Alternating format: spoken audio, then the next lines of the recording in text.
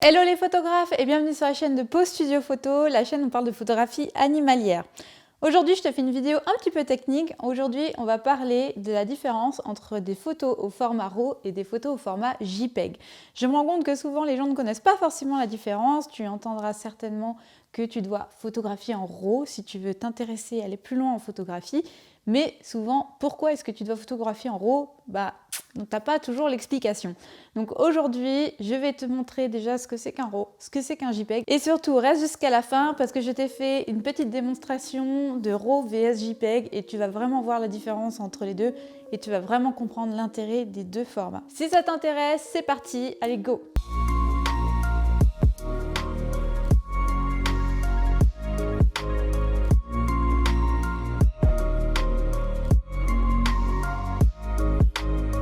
Pour commencer, qu'est-ce qu'un format RAW et qu'est-ce qu'un format JPEG? Si tu n'as jamais touché au réglage de ton boîtier, ça veut dire que tu photographies certainement en fichier JPEG. Donc c'est un fichier universel qu'on peut lire partout. 90% je pense au moins des photos que tu trouveras sur internet sont au format JPEG, notamment celles que tu trouveras sur les réseaux sociaux. Le JPEG est un format que tu peux lire sur n'importe quel ordinateur, n'importe quel téléphone, n'importe quel logiciel. C'est vraiment un format universel. C'est un fichier compressé, donc qui propose une taille assez intéressante, qui permet de ne pas surcharger justement un site internet et de ne pas surcharger non plus nos disques durs. Et tu verras au fur et à mesure que tu fais de la photo, c'est vraiment pas négligeable de ne pas surcharger ces disques durs parce qu'on manque très vite de place. Voilà pour le fichier JPEG. Maintenant, qu'est-ce que c'est qu'un fichier RAW? Alors un fichier RAW, en fait, RAW en anglais, ça veut dire brut. C'est vraiment le fichier brut. On va faire un petit peu le parallèle avec la photographie argentique. Donc si tu n'es pas né après les années 2000, tu sais peut-être ce que c'était qu'une pellicule d'appareil photo. Donc les pellicules d'appareil photo, c'était ce qu'on mettait dans l'appareil photo et c'était là-dessus qu'était gravé, entre guillemets, notre photo. Et ensuite, il fallait passer donc chez un photographe ou toi, si tu savais le faire, aller dans une chambre noire pour développer notre photo. Donc on passait d'une pellicule qui est vraiment un brut, ce n'est pas une photo, c'est vraiment un brut. Et derrière, on passait en chambre noire et on ressortait notre photo et on pouvait ajuster un petit peu le contraste, les lumières qu'on avait sur nos photos après dans la chambre noire pendant le développement de ces pellicules. Le RAW, c'est exactement pareil, c'est la pellicule numérique, c'est-à-dire que c'est vraiment le brut de capteur. Tout ce que va enregistrer le capteur de ton appareil photo est dans ton fichier RAW. C'est-à-dire que tu vas avoir bien sûr toutes les données type date, heure, etc. Si tu as même le GPS sur ton appareil photo, tu peux avoir même le lieu de la photo. Tu auras aussi tout ce qu'on appelle les EXIF, donc les réglages que tu as fait depuis ton appareil photo. Tu auras vraiment toutes les lumières, toutes les couleurs, tous les contrastes, toutes les textures, toutes les nettetés que ton capteur est capable de capturer sur ta carte mémoire. Donc tout ça sera dans ton fichier RAW. Tu n'as vraiment aucun traitement dessus. Alors c'est bien beau dit comme ça, mais maintenant à quoi ça sert en fait un fichier RAW? Pourquoi est-ce qu'on ne joue pas en JPEG finalement? Donc là, je vais d'abord te donner d'un premier côté tous les intérêts du fichier JPEG et ensuite je ferai la même chose avec les fichiers RAW, ok? Alors les intérêts du JPEG. Bon, on en a déjà un petit peu parlé, le JPEG, c'est un fichier universel. Tu peux l'ouvrir de partout, tu l'envoies sur ton téléphone, tu peux l'ouvrir, tu peux la télécharger sur les réseaux sociaux directement, il n'y a aucun problème, tout le monde peut lire un JPEG là-dessus, aucun problème. Le deuxième avantage, c'est qu'il s'agit d'un fichier compressé, c'est-à-dire qu'il est assez léger, il ne va pas beaucoup encombrer tes cartes mémoire, tes disques durs, etc. Voilà, c'est vraiment un fichier léger. Il comporte forcément beaucoup moins d'informations que ton fichier RAW, mais au moins il te sauve de l'espace. Alors il faut savoir que ton JPEG, tu as un algorithme dans ton appareil photo qui va venir interpréter toutes les données que va capturer ton capteur pour la transformer en JPEG. Donc en fait, c'est ton fournisseur finalement. Par exemple, si tu es chez Canon, tu as un certain profil de photos sur tes JPEG qui ne seront pas les mêmes par exemple si tu vas chez Nikon ou chez Sony. Donc c'est-à-dire que Canon a développé son algorithme, il va capturer ta photo depuis le capteur et de là il y a toute une chaîne d'opérations mathématiques qui fait que ta photo va ressortir telle qu'elle est en JPEG. Si tu fais exactement la même photo, exactement les mêmes réglages depuis un autre appareil photo qui est autre que Canon, tu n'auras pas forcément le même rendu parce que ce sera un algorithme différent. On va dire à appareil photo équivalent, c'est-à-dire vraiment à caractéristiques techniques équivalentes. Donc le JPEG, c'est vraiment l'interprétation d'une image par ton appareil photo. il va voir quelque chose, il va le transformer en une image que lui va interpréter. L'avantage, c'est que souvent les algorithmes sont quand même conçus pour plaire au plus grand nombre. Donc souvent, tu as une image relativement contrastée, avec pas mal de peps au niveau des couleurs. Enfin voilà, c'est plutôt des couleurs assez jolies. Après, avec des préférences selon les marques, moi j'aime beaucoup les algorithmes de Canon, je trouve que les JPEG ressortent très jolis. Un peu plus jolis à mon goût que Nikon par exemple. Il y a d'autres marques voilà, qui sortent d'autres algorithmes. Les Fuji aussi ont des algorithmes particuliers. Tu peux aussi les régler depuis ton appareil photo, c'est-à-dire que tu peux orienter un petit peu le rendu de tes photos depuis les réglages de ton appareil photo. L'avantage, c'est que tu n'as pas vraiment besoin de te casser la tête, c'est-à-dire que tu prends ta photo, tu as un super algorithme derrière, ça te sort un JPEG potable. Ça, c'est pour les avantages du JPEG. Maintenant, on va passer côté RAW. C'est quoi les avantages du RAW par rapport au JPEG? Alors, la première chose, c'est que c'est vraiment un fichier brut, comme son nom l'indique. Donc, tu n'auras aucune retouche dessus, tu n'as aucun algorithme qui est passé dessus. Ton RAW, il est dégueulasse. On va dire ce qui est, il est vraiment pas beau. Mais tu as toutes tes données dedans. C'est-à-dire que tu vas avoir infiniment plus de couleurs. Tu vas avoir vraiment un respect de tes couleurs dedans. Tu vas avoir ce qu'on appelle une plus grande plage dynamique. Donc la plage dynamique, si tu ne sais pas ce que c'est par exemple, tu vois là derrière, j'ai une lumière derrière moi. Cette lumière, elle a une certaine luminosité. Moi, là, ici, je suis noire. Donc là, entre cette forte lumière ici et mon haut qui est noir, j'ai une certaine plage dynamique qui est la différence entre les tons noirs et les tons très clairs. Ton JPEG, il est capable d'avoir une plage dynamique assez étroite. Donc c'est-à-dire que si tu as des forts contrastes entre tes hautes lumières et tes sombres, il va pas être capable de te les montrer correctement, c'est-à-dire que tu vas avoir du cramé et du bouché, et ça c'est quelque chose qu'on ne veut pas en photographie. Si tu photographies en RAW, si par exemple là je prenais une photo RAW et que ma lumière apparaissait complètement blanche, je serais capable de la récupérer en post-traitement, c'est-à-dire qu'en baissant mes hautes lumières, je vais récupérer du détail ici, que j'aurais pas forcément en JPEG. Et vice versa, si j'ai plus de détails ici en version JPEG ou sur mon brut, en post-traitement, je pourrais récupérer du détail sur mon pull et je pourrais pas le faire sur du JPEG. Donc ça, c'est la plage dynamique, elle est beaucoup plus importante sur un fichier RAW que sur un fichier JPEG. Idem pour les couleurs, tu auras beaucoup plus de couleurs, beaucoup plus de possibilités de couleurs sur du RAW que sur du JPEG. Donc on en vient à un autre intérêt du RAW, c'est que c'est un fichier extrêmement malléable. Comme c'est de la donnée brute, tu peux en faire ce que tu veux. Il faut vraiment que tu imagines que on te donne un burin et un bout de bois et on te dit maintenant t'en fais quoi? C'est moche, c'est un bout de bois, mais tu peux en faire tout ce que tu veux. Tu peux le peindre, tu peux le tailler dans ce que tu veux. Le JPEG, on te donne déjà une petite figurine, une pièce d'échec, on te dit bah fais-en ce que tu veux. T'es quand même tout de suite beaucoup plus limité, même si de base elle est plus jolie. C'est la même chose entre le JPEG et le RAW. Donc ton fichier, il est entièrement malléable, c'est du brut, archi brut, tu peux en faire ce que tu veux.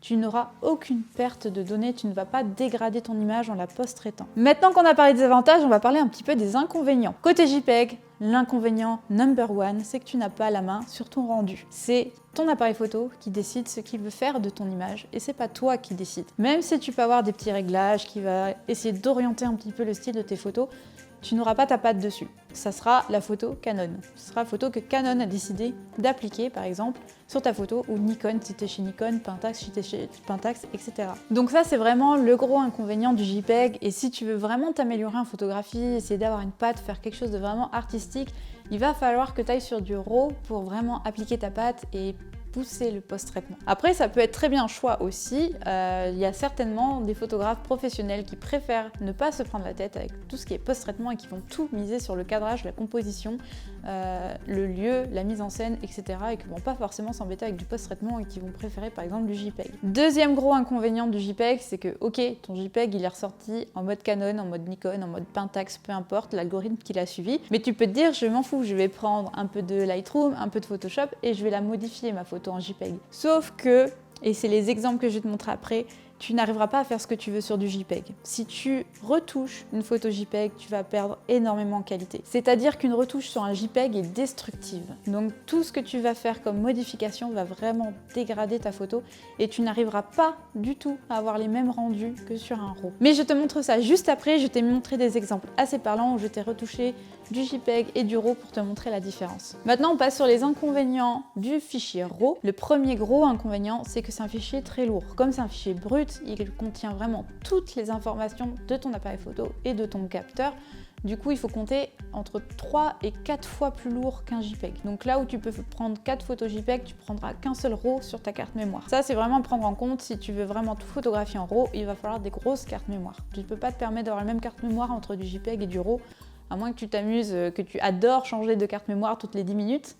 Je ne pense pas que c'est ton cas, mais voilà, si tu veux vraiment tout photographier en RAW, je te conseille de partir sur des cartes à minima 16 Go. Deuxième inconvénient du RAW, mais c'en est qu'un demi-inconvénient, c'est que c'est moche en fait.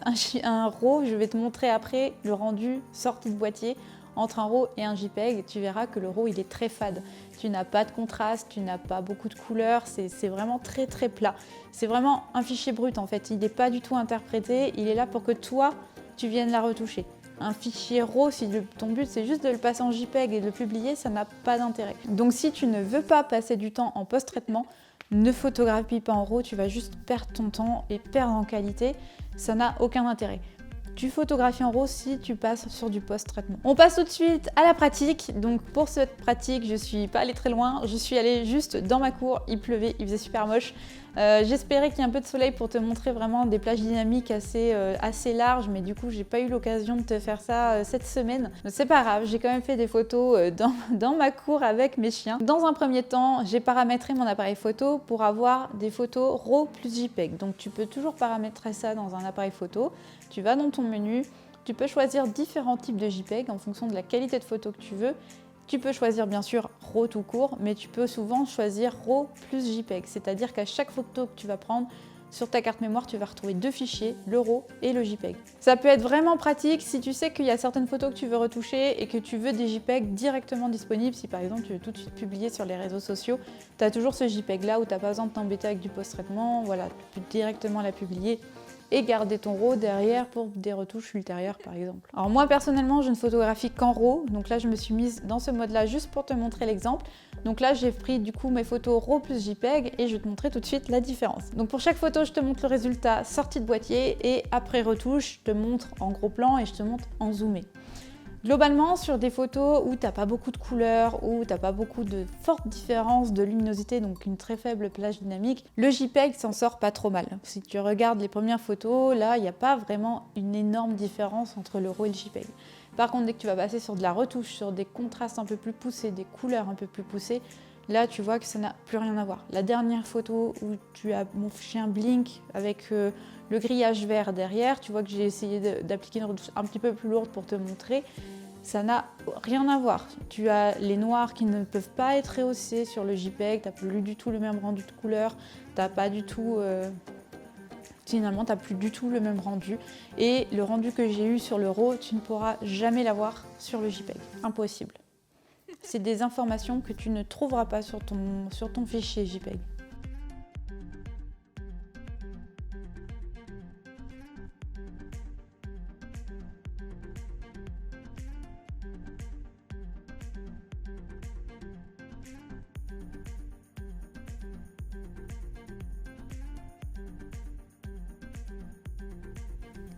Alors ma conclusion, finalement on fait quoi? On photographie en RAW ou on photographie en JPEG? Comme je t'ai dit, les deux ont des avantages, les deux ont des inconvénients. Alors pour moi ça va vraiment dépendre de ta pratique. Si tu es très débutant, c'est-à-dire que tu commences un tout petit peu à comprendre les réglages de ton appareil photo, tu ne maîtrises pas encore trop bien le mode manuel par exemple, tu ne sais pas encore trop, tu tâtonnes encore dans tes réglages pour savoir à quels ISO il faut te mettre, à quelles ouvertures il faut te mettre. Ne t'embête pas avec du RAW, passe en JPEG, ne t'embête pas avec du post-traitement, c'est pas le moment. Quand tu commences la photographie, ne saute pas sur les logiciels de post-traitement, ne va surtout pas Lightroom, Photoshop, c'est des logiciels très chers, ne t'embête pas avec ça pour l'instant. Tu as déjà beaucoup à faire avec tes réglages, tu as beaucoup à faire en termes de composition, en termes de gestion de ton environnement, etc. Donc si tu débutes, vraiment je ne te conseille pas de t'embêter avec le RAW et avec des logiciels de post-traitement dès le départ. Concentre-toi sur du JPEG, amuse-toi déjà avec du JPEG, apprends tes réglages, apprends tes compositions, comment te placer, comment gérer les chiens, comment gérer les chats, comment gérer un cheval, etc. etc. Tu as déjà énormément à faire avec ça. Si par contre le post-traitement est quelque chose qui t'intéresse, si voilà, tu commences déjà à bien comprendre tes réglages, si ton but c'est vraiment d'apprendre la photo et de l'approfondir, alors passe sur le RAW. Je te conseille vraiment de passer sur le RAW parce que c'est vraiment là que tu vas appliquer ta patte, ta ta signature à toi finalement, que tu vas apprendre à faire ton style de photo. Après, si tu sais bien sûr que tu pars en vacances et que tu veux des photos tout de suite maintenant pour publier tout de suite à tes potes sur les réseaux sociaux, photographie du JPEG évidemment, que tu vas pas retoucher toutes tes photos de vacances non plus en RAW. Après ça dépend des personnes, moi je traite très volontiers toutes mes photos même en vacances. Après voilà, ça c'est un choix, c'est vraiment toi qui vois. C'est deux choses différentes. Ton JPEG il est vraiment là pour tout de suite maintenant. Ton RAW, il est là pour approfondir un petit peu, pour donner ta patte, pour passer sur le logiciel de post-traitement, essayer de récupérer des lumières, des couleurs, etc. Donc ça va vraiment dépendre de ta démarche à toi. Il n'y en a pas un qui est mieux que l'autre, ça dépend vraiment de l'usage. Okay, comme je te dis, ne photographie pas en RAW si ton but c'est de perdre le moins de temps possible en post-traitement. Si tu veux ne pas faire de post-traitement du tout, mais ne t'embête pas avec des RAW, tu vas juste t'arracher les cheveux et tu auras des photos vraiment pas jolies. Donc contente-toi du JPEG. Si c'est juste pour appliquer 2 filtres et mettre sur Instagram ou quoi, vraiment t'embête pas avec ça. Et voilà, c'est tout pour aujourd'hui. Merci de m'avoir regardé jusqu'au bout. Si ce genre de vidéo te plaît, surtout pense à t'abonner, à liker cette vidéo, ça va donner un petit coup de boost à la chaîne. N'hésite pas non plus à la partager à des personnes que tu connais qui peuvent être intéressées par cette chaîne où on parle vraiment de photographie animalière. Si tu veux aller plus loin, je te mets en description le lien vers mon blog sur lequel tu trouveras plein d'articles sur le sujet. Tu peux aussi télécharger un petit bonus gratuit sur les 3 plus grandes difficultés du photographe animalier, comme ça tu le reçois directement par mail. Je te rappelle aussi que pendant le confinement, j'ai fait des lives presque tous les soirs. Il y a plus de 12 heures de vidéos en tout. Attention, les vidéos vont pas rester ad vitam aeternam. Je pense les retirer d'ici la fin décembre pour laisser place à ce genre de vidéos un peu plus construites. Donc tu verras, il y a une playlist sur la chaîne qui s'appelle les lives du confinement et tu trouveras les vidéos dessous. J'ai parlé de plein de sujets. Vous êtes nombreux à me suivre, donc merci beaucoup. Il y a eu plein de questions super intéressantes sur lesquelles on a rebondi. Voilà, je sais plus c'est quel live où on devait parler de trucs très techniques. Au final, on a complètement dérivé sur comment monter ses tarifs. Voilà. Voilà, on a eu des débats vraiment intéressants, donc je te conseille d'aller les voir. Je pense que derrière, je vais les supprimer, voilà, pour laisser place à ce genre de vidéos. D'ici la prochaine vidéo, surtout, amuse-toi bien, va faire plein de photos, profite du semi-déconfinement, profite de préparer Noël, de bientôt revoir tes proches. Amuse-toi bien avec ton appareil photo, et puis on se dit à la prochaine, et ciao!